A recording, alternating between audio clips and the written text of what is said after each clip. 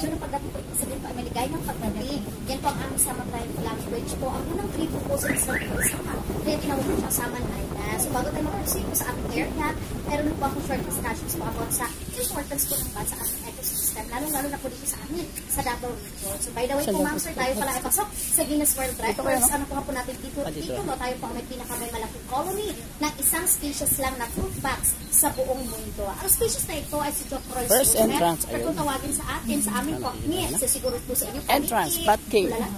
Kurarakni, kapyaw, kapag po ang tawag no, in local terms. So meron po tayong approximate number na 1.8 millions noon. Ngayon po more than 2 millions na po ang bats population. So until now, tayo pa rin po ang title holder sa Guinness World. So bakit nga ba napaka-importante po ng bats sa ating environment? Lalong-lalo na sa ating sa Davao po.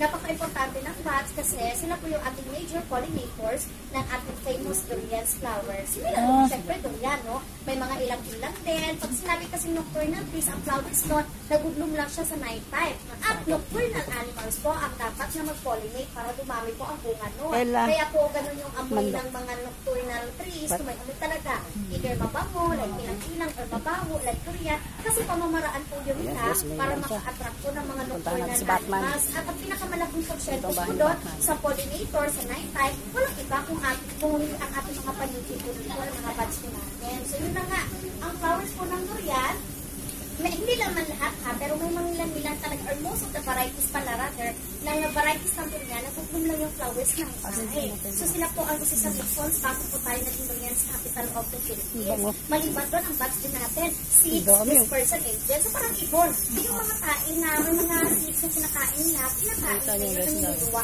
into different locations for another trees to grow.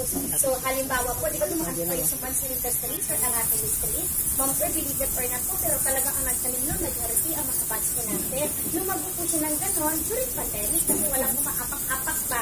So talagang nagpatuloy ang kanyang paglago. Tapos kami naman ibigyan namin ng limestone at nag-alay naman siya. Ayun yun. Oh, yun. Nadaanan niyo po kanina nakakalakas makaano siya rin nga. Tapos yung bats po natin pala dito, nakaka-travel po sila ng Davao Oriental ha. Hindi lang dito, nakakaabot po sila ng almost 200 kilometers from here. So yun, aalis sila ng 6 p.m. Usually, it end almost 8, sobrang dami nila. At babalik sila dito ng 2 to 4 a.m. para ang sunrise. So may night viewing din kami, pero hindi namin siya nire-recommend pag ganito ang panahon. Kasi medyo po yung hapit siya umuulan. So I highly recommend that kapag maganda ang panahon, lalo na pag full moon. Pag full moon kasi nang gumagawa sila ng circadian time or tornado formation ba, ikot-ikot sila bago sila tuluyang umalis po sa area nila or sa pwesto nila. So napakaganda po nun. Ang disadvantage na sa nighttime po, bawal na talaga ang taking of photos. Pero ngayon sa daytime, okay lang yung camera with flashes. Pwede mag-ano ng drone? Ay, okay lang po ang drone po. So hindi lang talaga papasok pa. Ang drone niya. Sa labas lang? Opo, sa labas lang. So, opo, tapos yun nga po, no, mas makikita niyo po ng maliwanag, syempre, no, na malinaw ang kanilang appearances. May 5 butas po doon. Ang una at pangalawang butas, ang tawag po namin, base sa aming obserbasyon na ginagawa ng mga bats doon, maternity/mating areas. Ang pangatlo po, training ground or flying school. Ang pang-apat naman po, male sward. Malalaman natin na male ang bat, ganyan, may mga balls po sila.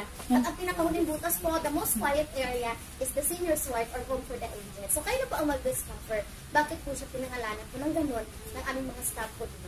So, yun po. Questions po. Okay na ba? Okay po, pwede na po kayo mag-proceed sa area.